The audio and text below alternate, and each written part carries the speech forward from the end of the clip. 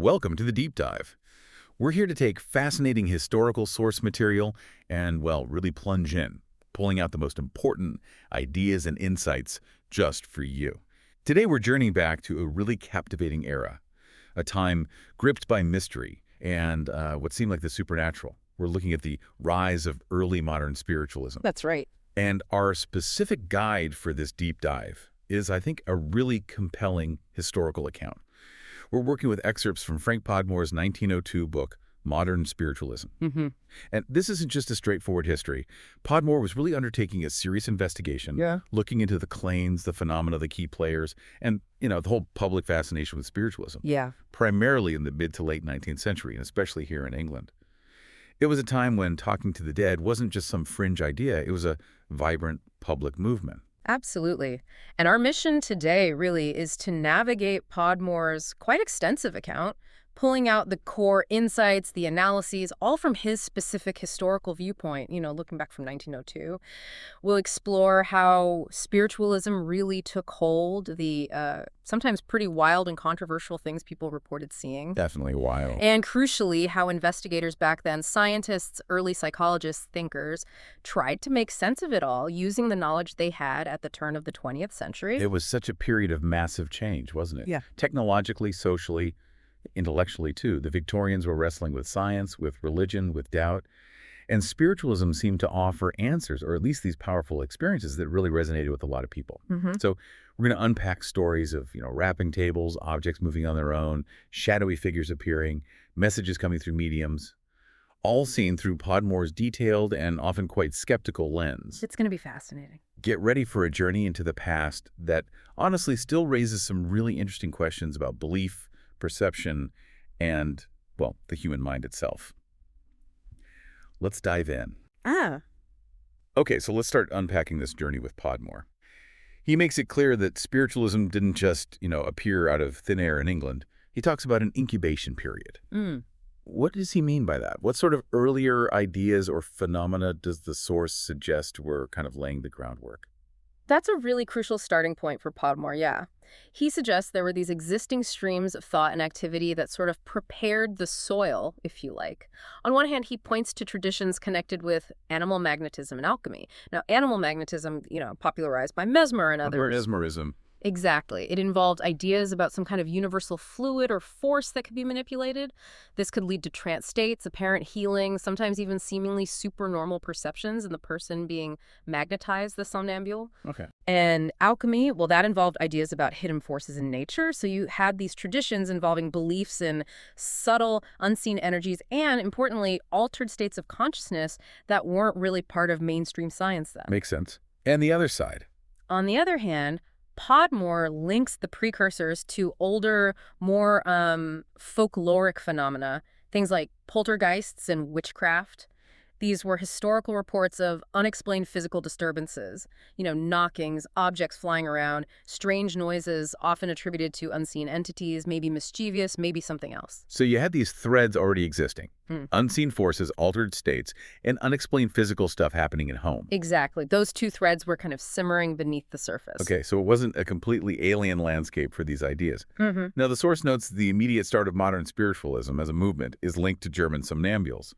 But then it really highlights a rapid and significant spread, first in America. Why America, according to Podmore? Podmore attributes this rapid spread in America to specific conditions there. He doesn't spell them out in exhaustive detail in these excerpts, but you get the sense it was likely a mix of maybe religious revivalism, that frontier spirit, perhaps fewer entrenched traditional structures compared to Europe. He basically says the conditions were conducive. And it was really from America that the more formalized movement, especially centered around mediumship, as we understand it, gained serious traction before it crossed the Atlantic. So America was the main source for this wave hitting England. Who were some of the very early figures Podmore discusses? People who were key in either bringing it over or promoting it once it landed here. Well, the source mentions a few figures whose existing ideas perhaps made them receptive, like Robert Owen, the social reformer. Oh, interesting. Yeah, his later ideas in works like The New Existence of Man Upon Earth apparently touched on spiritual existence after death, so maybe that primed him.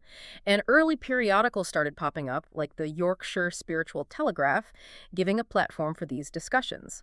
But who was the big name early on? The most influential early missionary of spiritualism to England, according to Podmore in these sections, was definitely Daniel Douglas Home, D.D. Home. Ah, D.D. Home. Yes, his name constantly comes up. Podmore calls him one of the most influential. When did he actually arrive in England, and what was his initial impact like? According to Podmore's account, Home arrived here in England in April 1855. He was young, described as being in his 23rd year, so 22 or 23, and he'd already been practicing physical mediumship in America for about 4 years before coming over. And a really key detail Podmore emphasizes and says he knows nothing which indicates the contrary is that Home claimed he never charged a fee for his séances. That's significant. Very. It set him apart from many later professional mediums. Instead, he lived as a guest in people's homes. Initially at Cox's Hotel, but then he stayed with notable people, like spending most of that first year with a Mr. Reimer, a solicitor out in Ealing, and his family. That non-commercial aspect must have given him a certain air of, well, authenticity compared to people seen as just performing for cash. You'd imagine so. What kind of things did people actually report seeing with Home during these early English seances in 1855? The source says Home gave numerous seances for quite a wide circle. Friends, neighbors, but also, importantly, people of distinction. Some very prominent figures attended early on. People like Lord Brougham and the famous scientist Sir David Brewster. The optics guy. Really? Yes. Brewster even wrote about his experiences with Home to the Morning Advertiser. Podmore notes that Brewster was initially genuinely puzzled, saw things he couldn't explain at the time, though Podmore adds Brewster's later thoughts on it became less favorable, more skeptical, suggesting other explanations rather than spirits. But that initial puzzlement from someone like Brewster must have carried weight. Absolutely. And Podmore does note that many people who later became central figures in the English spiritualist movement actually traced their initial belief back to attending Home seances right there in 1855. So Home was a major catalyst. But were there any earlier stirrings in England before he arrived? Does Podmore mention anything? Oh, yes, definitely. Podmore details phenomena reported before Home showed up. He mentions things like table moving, which had become something of a craze. He references an account from back in 1851 by a Reverend G. Sandy in a publication called Zoist about a clergyman whose children were supposedly mediums for table moving without touching the table. Without contact, that's different. Exactly. Often contrasted with the usual table turning where hands were on the table. Podmore also talks about automatic or involuntary writing being obtained through mediums like a Mrs. Hayden. And he notes a writer named Chambers in a publication called Ghost of the Cock Lane Ghost in late 1852 and mid-1853, reported personally witnessing both table turning and automatic writing with a Mrs. Roberts and a young woman who was a mesmeric subject. Linking back to that animal magnetism connection again. Precisely. And it's quite something that even Professor Huxley, a major scientific figure, visited Mrs. Hayden. Podmore highlights that. It shows the level of curiosity, even among skeptics. So activity was definitely present, but it really does sound like Home's arrival in 55 kicked things up several notches, brought more drama, more attention. What were the absolute basic foundational phenomena that characterized this early period, according to Podmore? The real fundamentals included raps, these unexplained knocking sounds. Podmore connects them back to older poltergeist-type reports, like the famous Epworth case involving John Wesley's family. Right. Then, of course, table turning and table moving. Tables apparently tilting, moving, maybe even levitating, sometimes with hands on, sometimes reportedly without contact. Okay. And the third core element was automatic writing or drawing, where someone's hand moves, seemingly guided by an external force, producing messages or pictures without conscious effort. Now, the source mentions early attempts to explain the table turning specifically, highlighting the immediate debate. You had Michael Faraday, the great physicist, concluding it was down to unconscious muscular action by the sitters. Exactly. Faraday did experiments using indicators to show the tables moved with the sitter's unconscious hand pressure, even when they swore they weren't pushing. He called it muscular action, mostly exercised unconsciously. But not everyone agreed. The writer in Chambers you mentioned, for instance. Right.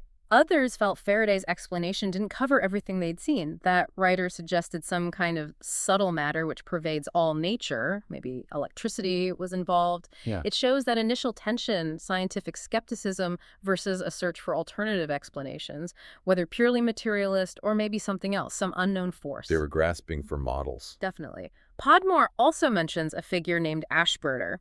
He went to Mrs. Hayden's séances quite skeptical, but apparently couldn't detect any obvious trickery. But instead of jumping to spirits, Ashburner proposed this rather peculiar theory that thought itself is made of currents of globules, and that will streams visibly from the brain, clairvoyantly. Globules, Podmore quotes it directly. It just illustrates how people were really struggling to find any framework, however strange, to account for these reports that didn't fit standard science. Let's focus a bit more on Mrs. Hayden, since Podmore uses her as a key early example. Can you describe how communications were typically obtained in her seances, according to the source? Sure. Podmore details the common method used there. People would sit, ask questions, sometimes aloud, sometimes just mentally.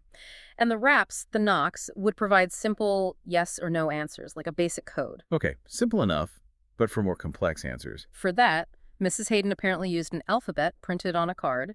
The sitter would point to the letters one by one. Okay. And then raps would indicate when the correct letter was reached. The person hosting the seances, a Mr. Hoyland, would supposedly write down the letters as they were rapped out, slowly spelling out messages. Laborious. Very. Podmore gives an example from one sitter who managed to get his father's name spelled out and then asked for the date of his passing, which was also given via raps. Other reported communications included messages supposedly from authors, descriptions of spirits in the afterlife, one apparently described as an almost angelic being in the third sphere of paradise. Wow. But there was skepticism right away. Oh, yes. The source mentions Dr. Elliotson, who was linked to mesmerism himself, attended Mrs. Hayden's sittings and reported on them. He was pretty critical. He concluded the spirits couldn't seem to give correct answers when only visitors were present, and, crucially, when the alphabet card was hidden from Mrs. Hayden. He suspected the raps were just being physically produced, maybe by striking a boot sole against a chair leg, supporting what others had already suggested. So right from the start, you see this pattern. Seemingly amazing reports alongside immediate suspicion and attempts at natural explanations. Okay, now we get into the really spectacular stuff, and also where Podmore seems most suspicious. Physical mediumship.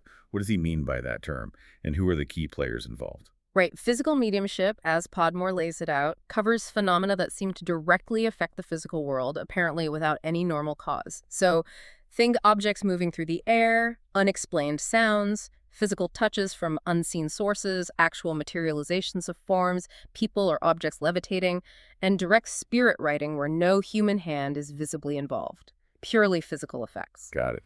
And who does Podmore focus on for these? He names several prominent figures in England. Hearn and Williams are mentioned as among the earliest professionals here specializing in these physical displays. A Mrs. Fay also comes up. But the ones who get the most detailed treatment in these excerpts are the incredibly popular Davenport brothers and their cabinet routine. Yes, the cabinet. Daniel Douglas Home again, for his wide range, including levitation, and Henry Slade, who was particularly famous, or infamous, for his slate writing. Let's dive into some of the wildest examples first.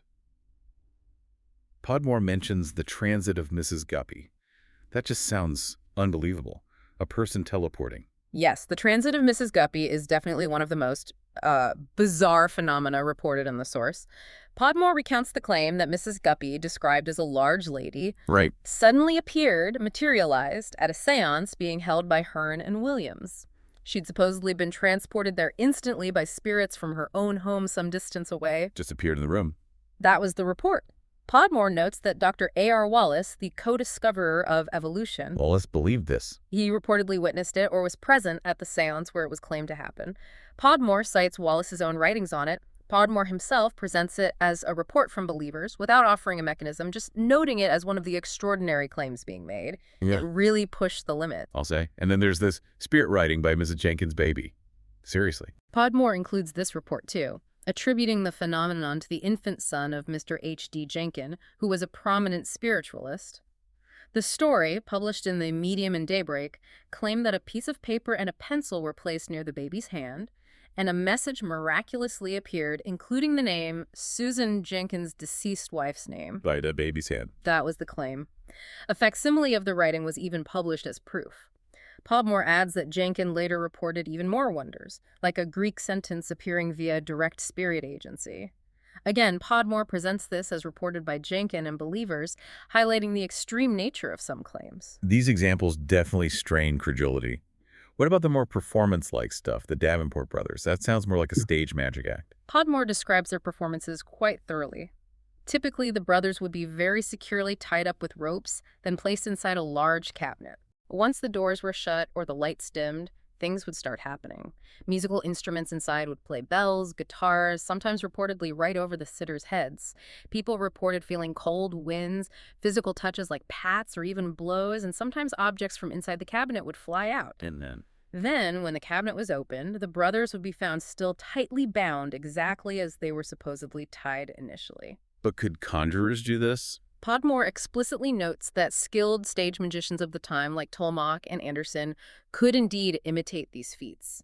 Maybe not always quite as quickly, he concedes, but he suggests this indicates the Davenports' abilities, if based on trickery, likely came from immense practice, or perhaps they had physical advantages like unusual flexibility. So the whole idea of fraud comes up very early and very strongly.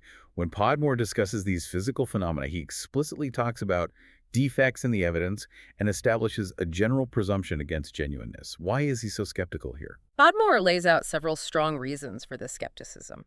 First and foremost is the constant reliance on darkness, or, at best, extremely subdued lighting the dark séances. Makes observation impossible. Almost. Secondly, he stresses the striking similarity between what was reported and known conjuring tricks. Figures like mascaline demonstrated how many effects, nos appearing, objects moving, apparent materializations could be done using misdirection and dexterity. Right. Thirdly, he points out how difficult it was for investigators, even careful ones, to maintain continuous and adequate observation, even with lights supposedly on or mediums tied up in cabinets. Podmore details many instances where trickery was found or strongly suspected during these physical seances. The very nature of the performances, often dictated by the medium, made foolproof control incredibly hard. Tell me more about Henry Slade and the slate writing. Podmore seems to examine him quite closely. Yes, Slade is a key case study for Podmore regarding alleged trickery. Slade's signature act involved placing a tiny piece of chalk or pencil on a slate, holding the slate under a table, sometimes between two slates fastened together, Okay. and then a message would supposedly appear on the inner surface, written by spirits. Podmore recounts several instances where Slade was challenged. The most famous is the encounter with Professor E. Ray Lankester, the biologist. Lancaster attended a sitting. He claimed he saw Slade move his foot to slide the slate under the table towards his knee. Then, Lancaster abruptly seized the slate before the signal, the raps, indicated the writing was finished, Right. and Lancaster found the message already written on the slate. He felt this was undeniable proof of fraud. Slade had written it beforehand and was just pretending it was happening in real time. But the spiritualists must have pushed back. Podmore mentions Slade's defense was that the spirit's right before the sound is heard. Exactly, which perfectly illustrates the difficulty. Believers could always find an explanation that fit the spirit hypothesis. Slade and his supporters argued normal rules didn't apply, or maybe Lancaster interrupted the spirits, or the writing was instantaneous and the sounds were just a delayed effect. It creates a kind of unfalsifiable situation. Yeah, you can see the problem. Podmore also discusses investigations into another famous physical medium, Eusapia Palladino from Italy. She was known for table levitations, objects appearing, apports, tying knots and sealed cords. Early investigators, like a committee in Milan and Professor Richet, were apparently quite impressed. But later, more rigorous investigations, especially by Dr. Richard Hodgson for the Society for Psychical Research, SPR. Hodgson again. Yes, Hodgson's work, according to Podmore, demonstrated how Eusapia could subtly free a hand or foot from the control of the people supposedly holding her. She could then use that limb to produce the effects. Podmore mentions Hodgson identifying her use of the technique of making one hand do duty for two, a classic conjuring method exposed by masculine. While acknowledging the complexity, Podmore strongly suggests Hodgson's findings pointed towards skillful trickery. So Podmore keeps returning to this theme. Even famous mediums, famous phenomena, were plagued by conditions perfect for fraud, or at least impossible to verify properly. What about materialization? Actual spirit forms appearing. Podmore positions materialization as a somewhat later development in English spiritualism, really taking off around 1872. He associates it with mediums like Miss Cook and Miss Showers, and also reports of it happening at séances held by Hearn and Williams. The phenomena reported ranged from just shadowy forms or recognizable faces appearing, often in partial darkness, to sometimes full, solid-looking figures. These appearances were sometimes reportedly accompanied by a luminous smoke or vaporous substance, and Podmore even mentions a smell of phosphorus being noted, described as extremely faint by W.H. Harrison in 1872. Phosphorus. Interesting. The most famous materialization case Podmore discusses is probably Florence Cook and the spirit Katie King. What does he say about the investigations there? Right, the Katie King case is central. Sir William Crookes, the respected scientist, investigated Miss Cook extensively. Crookes was a believer, wasn't he? Or at least very open. He seemed convinced by what he saw. He famously reported seeing both Katie King and Florence Cook simultaneously, stating Katie was distinct from the medium. A huge claim. However, Podmore is critical of Crookes' account here. He points out it was incomplete, lacking crucial details, like the exact date of this supposed simultaneous observation. More damningly, Podmore recounts a later incident. What was that? There were plans for experiments to actually weigh Katie King to prove her materiality. But according to reports Podmore cites from The Spiritualist in December 1876, the spirit figure, or Miss Cook, refused to be weighed, claiming it would be dangerous for the medium. Very convenient. Extremely suspicious, yes. Podmore also details other instances where skeptical investigators physically grabbed the materialized form during a séance. Bold move. Only to find it was the medium herself, often dressed in flimsy white costumes. He gives the example of a Miss Wood in 1877 who, when seized, reportedly protested she was an unconscious instrument temporarily in the hands of an evil power. An evil power made her dress up. Apparently, that explanation was accepted by some believers, according to Podmore. He notes that earlier attempts to expose mediums by grabbing the forms were often messy or easily dismissed by supporters, allowing the claims to persist. This constant back and forth brings up a core question Podmore seems to grapple with. Given all this evidence of potential fraud, the dubious conditions, his own skeptical analysis, why did people keep believing so strongly in these physical phenomena?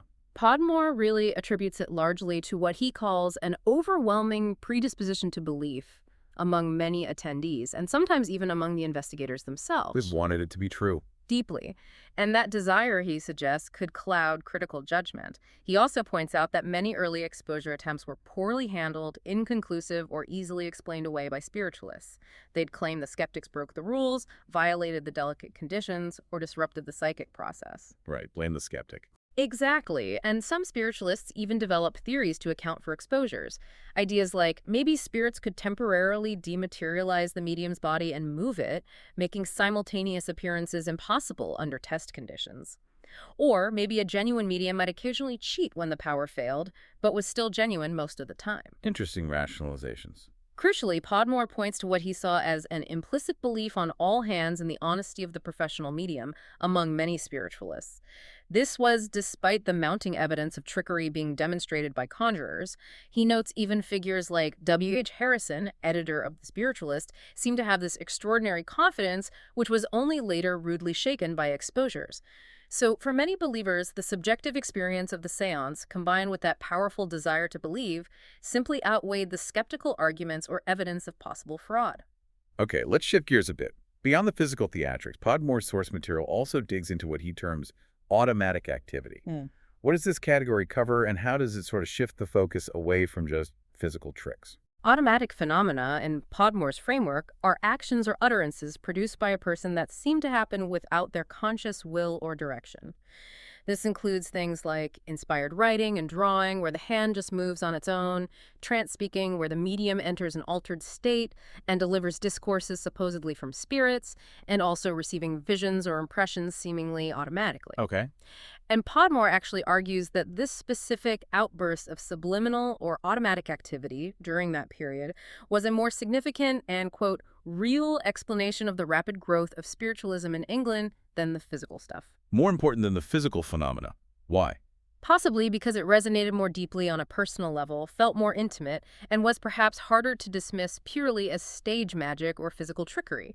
It pointed towards something happening within the person. So things like inspirational writing or speaking, where mediums claim to channel famous figures. The source mentions Robert Owen getting messages from the crowned angel of the seventh sphere, and spirits like Shakespeare, Franklin, the Duke of Wellington popping up. Yes, exactly. That was incredibly common. Podmore describes mediums receiving communications often orally in trance or via automatic writing purportedly from all sorts of entities. Famous historical figures, deceased relatives, elevated spiritual guides. He mentions a John Scott of Belfast who reportedly received long discourses from names great in the history of mankind. And Podmore also notes some trance communications were even delivered in supposed unknown tongues, with the medium then providing an English translation. Unknown tongues. Wow. And automatic drawings, too. The source mentions symbolic ones, like from a gentleman whose parrot name was Confit and Mrs. Wilkinson's drawings. Yes, the source highlights these automatic drawings as often being quite remarkable, intricate, complex, full of symbolism, and usually the interpretation of the symbolism was also provided automatically through writing or trance. Podmore notes how quickly this ability seemed to spread. He mentions a J. Garth Wilkinson finding that out of 17 people he knew who tried automatic writing, 15 were successful almost immediately. 15 out of 17. Yeah. This type of phenomenon, unlike a table levitating, seemed less open to simple physical debunking and pushed investigators towards different kinds of questions, more psychological ones. And this is where William Stainton Moses comes in, right? Podmore discusses him extensively, calling him a prominent figure and an exponent, second only to Home himself. Correct. Stainton Moses is absolutely central to Podmore's analysis of automatic mediumship. He was an educated man, a master at University College School in London. Starting in 1872, he began sitting regularly, very frequently, with close friends, Dr. and Mrs. Stanhope Spear. And Moses became famous for his prolific automatic writing. He filled volumes of notebooks with messages allegedly from his main spirit control named Imperator and a whole spirit band. A spirit band. Who was in it? According to the writings, it included spirits of classical figures like Plato, Aristotle, and also more recent figures like Emanuel Swedenborg. Quite the lineup. What kind of messages did Moses receive from Imperator in this band? Podmore describes the content as detailed spiritual discourses, philosophical doctrines, information about the afterlife, spirit hierarchies, and so on. Often very eloquent, seemingly profound. However, Podmore points out a really critical detail about the factual content of these messages, especially concerning the historical figures supposedly communicating. Okay, what's the catch? He states that Moses' spirits, quote, habitually furnished accurate obituaries, or gave such other particulars of their lives as could be gathered from the daily papers, from published biographies, or from the annual register and other sources. So the information, while sounding impressive, could actually be traced back to publicly available sources that Moses, being a well-read, educated man, likely had access to. Precisely. Podmore gives a specific, typical example. The spirit identified as Ben Lancaster provided details about his life that perfectly matched an obituary published in the Daily Telegraph just the previous month. That seems pretty damning for the spirit hypothesis. It's a cornerstone of Podmore's argument. He strongly implies that the informational content, however it was framed spiritually, likely originated from Moses' own knowledge base, accessed and processed subconsciously, rather than from external discarnate spirits. It points towards the medium's own mind as the source. Podmore also discusses other automatic phenomena, like crystal visions and trance states more generally. How does he start connecting these to the psychological ideas emerging at the time from his 1902 viewpoint? This is where Podmore really pivots towards psychological explanations. He links these automatic phenomena to what he calls an abnormal development of the subconscious activities.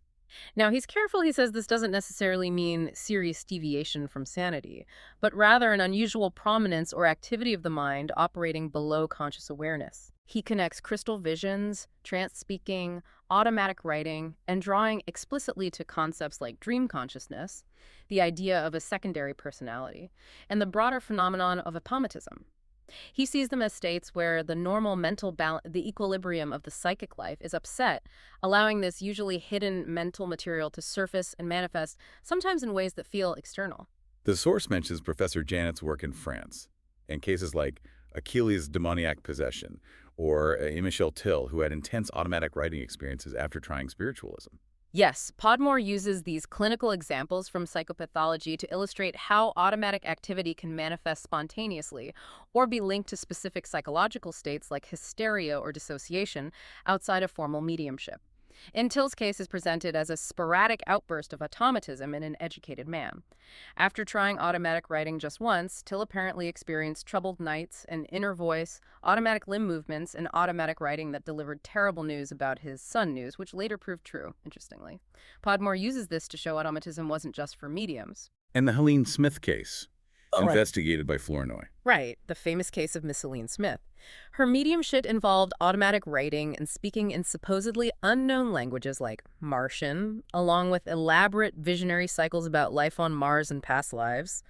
Flournoy, according to Podmore's summary, concluded that much of this, especially the whole Martian cycle, was essentially a romance pure and simple, a highly creative product originating from Miss Smith's own subconscious imagination. A subconscious fantasy life, basically. That was Flournoy's conclusion for much of it. Though Podmore notes Flournoy didn't entirely rule out genuine telepathic or clairvoyant abilities in Miss Smith, despite the psychological explanation for her main output. So Podmore's source argues strongly that many of these seemingly spirit-driven messages or automatic actions, even if complex or eloquent, could actually be products of the medium's own subconscious mind, drawing on forgotten knowledge, creative impulses. Yes, that's the central argument he builds, particularly for the automatic phenomena. He explicitly states that trance manifestations are of little value as evidence for any external agency if their content is clearly colored by the medium's mind, if they did not actually originate there. The fact that it was so hard to get clear, verifiable test information from purported spirits, and the strong correlation between the information given and the medium's own likely knowledge, like with Moses, heavily supports this view. The intelligence seemed to belong to the medium, even if they didn't consciously feel they were producing it. Podmore even quotes William James on how difficult it is for an automatist to believe the intelligence comes from themselves. We've mentioned investigations throughout, but Podmore really hammers home the difficulties investigators faced, especially with the physical stuff. What made getting conclusive evidence so incredibly challenging? Podmore identifies two huge overlapping problems, particularly for physical phenomena. First, the almost universal insistence on darkness, or at best, very dim light. Right, the dark seance. It immediately creates conditions where visual trickery is easy and reliable observation is incredibly difficult, if not impossible. Second, even when attempts were made to control the medium, tying them up, putting them in cabinets, having observers hold their hands and feet, Podmore emphasizes the sheer difficulty of maintaining continuous, adequate observation. How so? He refers back to the demonstrations by conjurers like Maskelyne. They showed how many effects could be achieved even under supposed control, often using methods like making one hand or one foot do duty for two. A subtly freed limb could do the work while the observer thought they had full control. Misdirection. Exactly. And Podmore points out that even in D.D. home séances, which were often described as better lit than others, the lighting could still be arranged to allow for misdirection or the use of things like fine threads, as suggested by later replication experiments. He also critiques specific investigation reports, like the one by the Dialectical Society. What were the issues there, in his view? Podmore is quite critical of the Dialectical Society's committee report, which was a big early attempt at investigation. He notes that several key members were already inclined to believe the physical phenomena were genuine, even if they weren't sure about spirits. Potential bias from the start. Okay. He also points out that the names of the actual experimenters were often kept anonymous in the report, which reduces accountability. And crucially, he stresses that the committee largely failed to get sittings under proper, controlled scientific conditions. They often had to observe under the medium's rules, including darkness. So the report ended up being a mixed bag of observations open to interpretation. What about respected scientists like Crookes or Wallace, who seemed more convinced, or at least open? Podmore discusses Crookes' experiments with Holm and Cook again here. Yes, he acknowledges Crookes' scientific credentials and his attempts to use instruments, like the balance experiment, where Holmes supposedly exerted force without contact. He mentions Crookes' reports of Holmes' levitation and the simultaneous sighting of Cook and Katie King. However, Podmore, writing later and with more perspective, critiques Crookes' methodology from a rigorous scientific standpoint. He notes incomplete records, missing dates, conditions that still allowed for potential misdirection, focusing attention on the apparatus while something else happened, and the possibility of sleight of hand even in dim light. So even the scientific attempts weren't foolproof. Not according to Podmore's analysis. For the balance experiment, critics suggested insufficient light or other body parts could explain the reading, even if Crookes thought Holmes' fingers weren't close enough. Podmore implies that while Crookes was sincere, his experiments weren't necessarily robust against a skilled trickster operating under less than ideal conditions. So Podmore argues that even these high-profile investigations often failed to convince skeptics because the fundamental problems of observation remained. He quotes Professor Lancaster again, emphasizing the skill of mediums like Slade and also the intelligence of the people they sometimes deceived. Yes, that's a key point. Podmore warns against dismissing it all as just crude bungling. He argues that underestimates the actual practice skill of many mediums, confirmed by professional conjurers. It also underestimates the challenges facing even smart observers, especially if they want to believe, don't know what tricks to look for, or are susceptible to psychological factors. Psychological factors Like memory itself. Podmore heavily cites Dr. Hodgson's work for the SPR on the fallacies of memory in observer accounts. Hodgson showed how even honest eyewitness testimony can be flawed. How so? Through things like omission unconsciously leaving out crucial details, substitution replacing what actually happened with what was expected, transposition getting the sequence of events wrong, and interpolation adding details that weren't actually there, filling in gaps. Our memories aren't perfect recorders. Far from it, especially under stress or confusing conditions. Hodgson used the example of watching a juggler. You miss the subtle moves that make the trick work because you're focused elsewhere. Podmore suggests the seance room was similar. Observers could easily miss or misremember crucial details. And this analysis of observer error ties directly into another explanation Podmore explores: hallucination and suggestion. Exactly. Podmore argues that many reports of seeing spirit forms or faces, particularly in dim light or even in alleged spirit photographs, might actually be quasi-hallucinatory faces superimposed upon the faint outlines presented or suggested by shadows, draped cloth, vague shapes. The brain filling in the blanks. Precisely.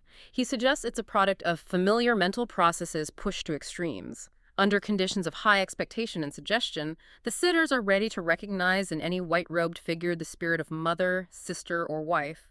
The brain unconsciously creates a perception that feels real but isn't objectively there. He frames this not necessarily as conscious fraud, but as an illusion or unconscious misrepresentation. The observer genuinely believes they saw it, but it originates psychologically, triggered by suggestion and poor viewing conditions. He compares it to crystal visions, arguing those are often externalizations of subconscious memories, projected onto the shiny surface, the point de pair, stimulating these internal photisms or visual experiences. So putting it all together, Podmore's source offers this whole spectrum of alternative explanations, moving beyond just simple fraud. Yes. For simple effects like table turning, maybe unconscious muscular action.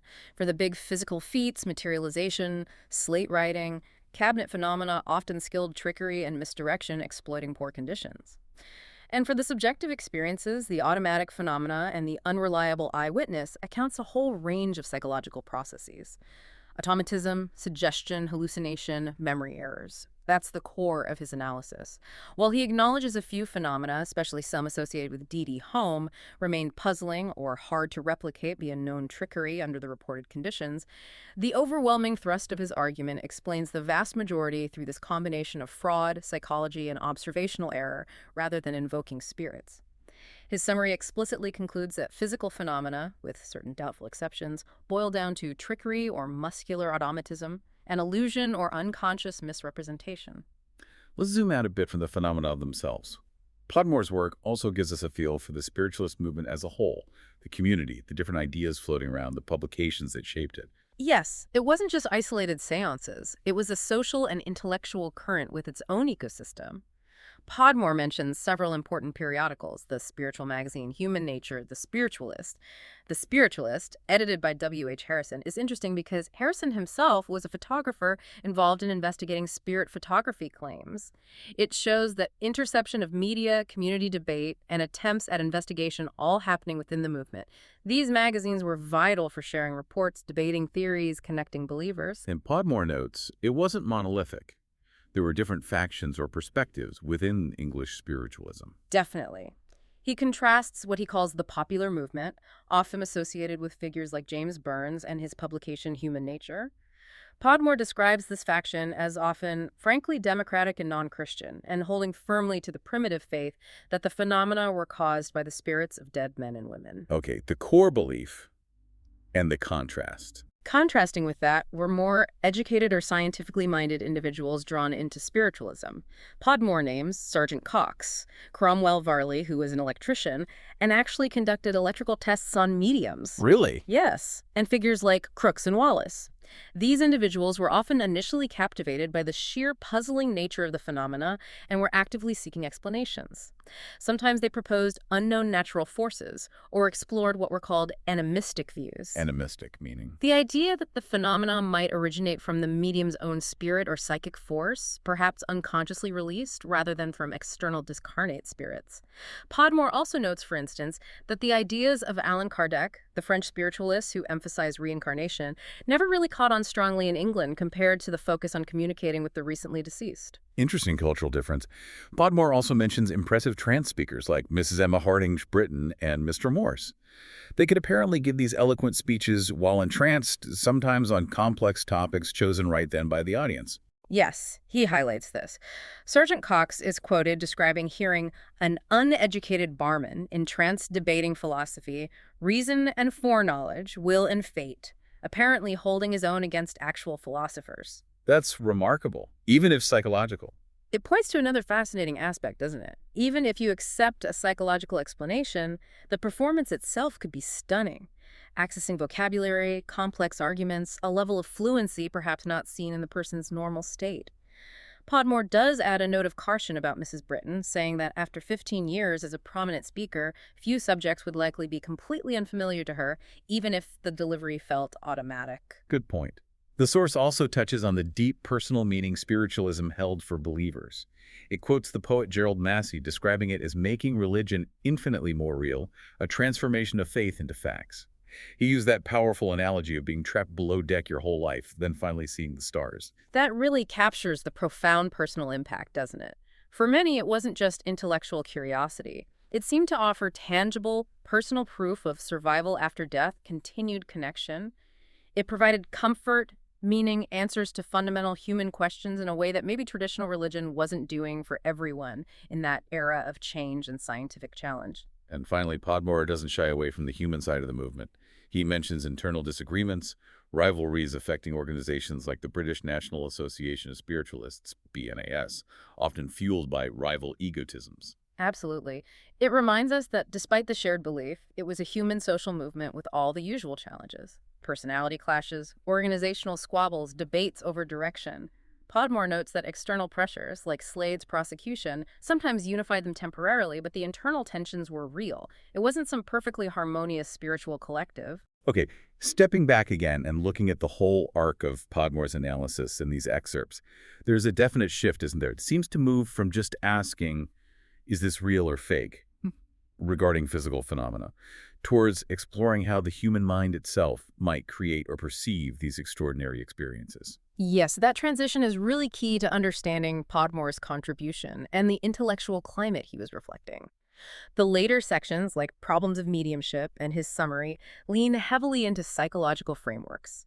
He starts describing models of consciousness, the main focus stream, and then these fainter ideas lurking in the penumbra, the edges of our awareness. The stuff we're not directly focused on. Exactly. And he argues that in certain altered states, dreams, deep reverie, under intoxication, hypnosis, or significantly, the mediumistic trance, this usually suppressed or subconscious material, can break through, come to the forefront. So he connects trance states, automatism, crystal visions, directly to these altered states where the normal mental balance, the equilibrium of the psychic life, is upset. This allows phenomena that seem separate from the conscious self to emerge. He introduces concepts like dissociation or disunion in the cerebral hierarchy, the idea that parts of the mind can operate semi-independently. Becoming automatisms. Yeah. So automatic writing or trance speaking might be the subconscious mind kind of taking the wheel, expressing itself without conscious direction. The source mentions experiments on motor automatism supporting this. Podmore presents this psychological framework as a powerful explanation. He acknowledges that individuals experiencing automatism often feel strongly that it's extrapersonal, that the intelligence or skill must be external because it doesn't feel like them doing it consciously. But, he argues, this subjective feeling isn't proof. He cites experiments where subjects consciously try to resist the automatic impulse, showing its internal origin. What about the dream consciousness chapter? How does that fit? That chapter explores the idea that more developed or persistent automatism might sometimes be linked to psychological abnormality again, cautioning it doesn't necessarily mean full-blown insanity. He discusses physical signs sometimes seen in automatists, like localized numbness, involuntary movements, and psychical signs, like multiple personalities, memory issues, drawing on clinical cases from figures like Binet and Janet. He mentions cases like Achilles' demoniac possession or an hysteric named Meb, whose automatic actions seemed linked to her condition. But Podmore is careful not to over-apply these clinical examples to all mediums, recognizing a spectrum. The core idea, though, is that phenomena like spontaneous trances or automatic writing might share mechanisms with dreams, where subconscious material gets externalized and perceived as real. And crystal visions, too, as subconscious memories projected outwards. Yes, that's his argument. The shiny surface acts as a focal point, helping to trigger and externalize these internal images or memories, making them seem like external visions or photisms. It's a kind of controlled, self-induced hallucination based on the mind's own contents. This whole psychological perspective Podmore lays out seems less about debunking for its own sake and more about understanding the potential and sometimes the strange workings of the human mind itself. He brings in F.W.H. Myers' ideas near the end. That's a really crucial point Podmore makes in his summary, yeah. He presents Myers' theories, developed through years of work at the SPR, as representing a significant shift in how serious investigators were approaching spiritualism. The focus moved away from relying solely on the dubious physical phenomena as proof of spirits. Instead, researchers like Myers started closely examining the psychological aspects, automatism, trance messages, phenomena hinting at telepathy or clairvoyance. And suggesting they might point to something else. Suggesting they might reveal hidden human capacities, transcendent faculties inherent in the soul, as Myers put it, unexercised and unbreathed abilities within us, perhaps pointing to a potential beyond ordinary material life, even if not necessarily direct communication with the dead. Podmore notes Myers himself concluded certain phenomena pointed to supernormal faculties like telepathy, but not definitively to spirits of the deceased. It's a more complex, nuanced view emerging. Podmore also mentions how investigations of trance mediums like Mrs. Piper became more systematic, resembling an experimental investigation in the laboratory. Yes, he points to Dr. Hodgson's incredibly detailed work with Mrs. Piper at the SPR as an example of this more rigorous approach. Careful recording, cross-referencing, trying to rule out normal explanations. However, even there, Podmore notes lingering suspicious elements. He mentions the information coming through trance was often tentative and piecemeal, which could suggest the medium or the control was subtly fishing for clues from the sitter's reaction. He also points to instances of what he termed disingenuousness and reluctance to admit ignorance or mistakes within the trance communications. While acknowledging the possibility that a genuine spirit communicator might be hampered by the medium's brain, Podmore implies these observations could also fit with normal psychological processes or subtle information gathering by the medium, perhaps even unconsciously. He contrasts the specific, often verifiable from public sources, content in Staten Moses' writings, with the often vague or inconsistent nature of messages in more controlled test sittings, again leaning towards a psychological origin for the information. Right, let's try and synthesize this whole deep dive then, based on Podmore's 1902 account. Modern spiritualism in England had roots in older traditions like animal magnetism, beliefs about poltergeists.